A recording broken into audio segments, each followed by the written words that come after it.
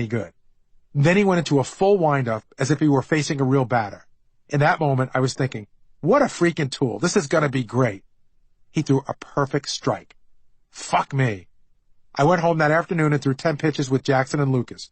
5 were right on target, and 5 looked like a guy throwing back a grenade that had just landed at his feet. With less than a week to go, it was time for the heavy guns. First, I spoke with a sports psychologist. Seriously. He asked me what my fears were. When I told him I didn't want to embarrass myself, he said, okay, you're a husband, and you're a father, and a good brother to your brother who passed away. Look at why you're at this event. You're doing it for charity. Who cares what happens? It will be just one small part of your life. I thought that was a good philosophy. I felt a little better. Next, I planned one more warm-up with Mitch at the Bobby V Academy the Friday before the game. I happened to have been in Toronto that Thursday night to see Springsteen, and after an early morning flight, I'm pretty sure I was still hungover when I went to practice with Mitch. But I threw okay. And he repeated the mantra to me. Calm yourself down. You can do this. Don't be crazy. Don't psych yourself out. I was starting to believe. But just to be safe, I wanted to throw from an actual mound at least once before the game. That afternoon, Jackson and I went to the local high school. We couldn't get on the field because there was a game. But Bobby Bonilla, who had played for the Mets, was there because his kid was on the high school team. We talked about the pitch for a few minutes, and seeing a former Met felt like good luck. But I knew it would take more than luck to get the ball across the plate. We were scheduled to leave for the game at 11. I made Jackson go out on the front lawn one more time. He squatted down, I wound up, and threw a perfect strike. My son gave me a huge thumbs up. We are done, I said. Just one, Jackson said? No more? Why mess with it?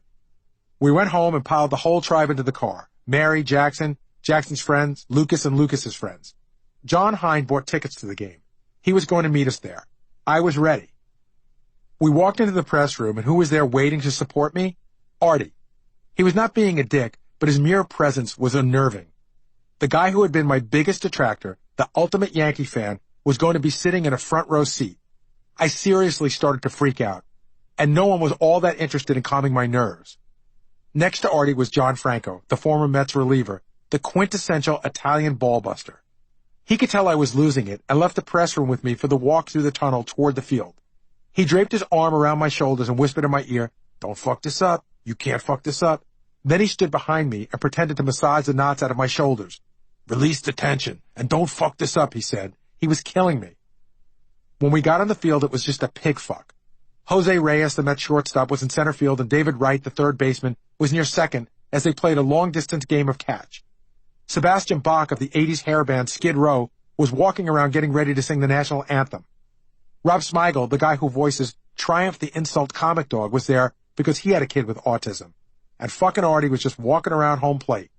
Triumph, Sebastian Bach, Artie, John Franco, all my kids' friends. It was like a goddamn Fellini movie. The whole thing was swirling around me, and I could feel myself starting to hyperventilate. I was desperate for a paper bag to breathe into.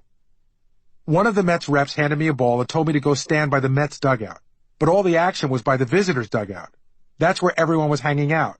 It was much worse being alone with nothing to concentrate on but me and the pitch. This was where it got really bad. When I get nervous, I dry heave. Standing there by myself, I started to retch. If you didn't know any better, it looked like I was coughing. But Hine, who was in the stands nearby, knew what was happening. By the time they called my name to go to the mound, my body was like rubber, and I was so nervous my legs were shaking. I asked myself, for what? I stood there as they announced the cause I was pitching for, and then I lifted my arm into the air, showing everyone the ball. I always thought the first pitch happened 15 or 20 minutes before the game, but the game was about to start. Players were running out to their positions. John Maine, who was pitching for the Mets that day, was behind me getting ready. I had become friendly with him because he's a fan of the show, but his head was so into the game, he didn't even acknowledge me. I wound up, and I swear to God, when I threw the ball, I couldn't feel my body. Using a contorted half-pitch, half-push, I just closed my eyes and hoped it would go somewhere near the plate. When I opened them, I realized it didn't get anywhere close. In fact, it was so far to the left of the catcher that the umpire, who was standing 4 feet away and putting his mask on, had to put his hands in front of his belly to protect himself. It was a knuckler. The ball bounced off his fingers to the ground. The crowd went, "Ugh!" I turned my back to home plate, bent over with my hands on my knees like I was sick to my stomach, and then walked off the mound and gave a thumbs up. The first thing I saw when I was able to focus again was Artie, doubled over in laughter. Fuck, I thought. Mary greeted me right away and said, Don't worry, are you bummed? I am so bummed, you can't even believe how bummed I am. Then I had to look at Jackson. Are you embarrassed? You really psyched yourself out, Dad, he said. I later worked up the courage to watch the video shot of the pitch. I could hear Jackson saying, come on, Dad, you can do it. You can do this. Right after the pitch, all you hear is, oh. Many people have tried to evaluate what went wrong, but Howard's father pinpointed the problem. I started to pitch it, and then mid-motion, I decided to lob it. I had thrown a bad pitch. I assumed the worst would be that I would get grief for it on Monday, and that would be that. That changed before I even walked off the field. While walking up to the suite we had for the game, I saw a kid I used to coach in youth football. Mr. D, did you throw out the first pitch, he said? Yeah, I did. Wow, he said, you can't throw. Kevin Burkhart, roving reporter for the SNY Sports Television channel, interviewed me later that day during the game broadcast.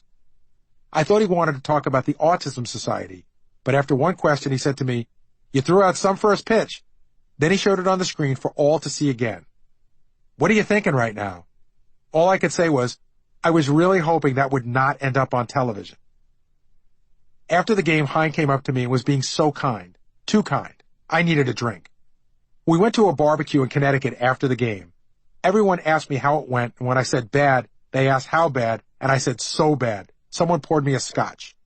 I was feeling a little bit better. The moment had been left behind at Citi Field in Queens. Until 6:25. My cell phone pinged, and it was a text from my buddy Booker at K-Rock. Dude, he said, they just showed your first pitch on TV. What channel, I asked. The local news on CBS. Oh, motherfucker, are you kidding me? Okay, I said to myself, at least it's contained to the tri-state area. That night, Howard and his wife saw the pitch on the highlights. Beth said, he throws like a girl. I guarantee I could throw better than that. I've never seen a pitch like that. Howard called me, and I was already 2 scotches in. I sounded so bad, he couldn't even give me shit. He decided to save it for Monday morning. The next day was Mother's Day. I was just moping around. What is your problem, Mary asked me. Did you see what happened yesterday, I asked. So what, she said. It was an honor. No one else was asked to throw it. It didn't matter. All day I was trying to assess the damage. In the afternoon, I turned on the Mets game. I wanted to watch the pregame show to see if they mentioned it. If they didn't, it was probably over. And much to my relief, no one said a word. Then the game started. And before the opening pitch, the announcer said, we have to show you what happened yesterday. They saved my pitch for the actual broadcast. It was too good for the pregame show. I lost my shit, and so did Mary. Are you going to ruin my whole Mother's Day, she said. Yes, well, my whole life is ruined, I said as reasonably as I could. We are talking about a pitch, she said.